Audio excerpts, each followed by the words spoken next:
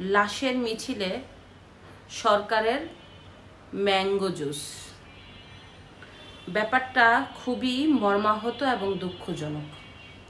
আপনারা জানেন যে বাংলাদেশে বিমান বিধ্বস্তের ঘটনায় অনেকগুলি নিরীহ প্রাণ ঝরে গেছে, অনেকগুলি শিশুর অকাল মৃত্যু হয়েছে, কত মায়ের কোল খালি হয়ে গেছে, কত কষ্ট।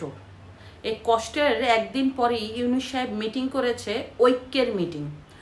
এই ঐক্যের মিটিংয়ে যে দলগুলি গিয়েছে, দলের মধ্যে ন্যূনতম শোকের বার্তা দেখলাম না। কিছু কিছু মানুষের মধ্যে ফুটে উঠলেও ডক্টর ইউনূস একজন রাষ্ট্রের প্রধান হিসাবে সে যেভাবে ভেটকি দিচ্ছিল, এই ভেটকি দেখে আমরা অবাক হয়ে গেছি। এটা কি তার মুখে মানায়?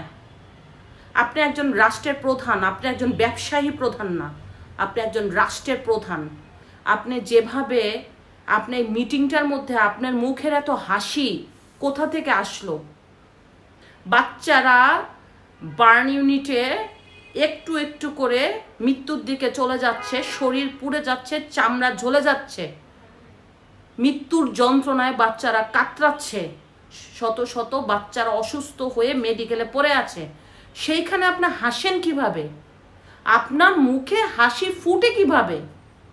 আপনি কি আদৌ দেশের রাষ্ট্রপ্রধান? আপনি কি রাষ্ট্রপ্রধানের মধ্যে পড়ে?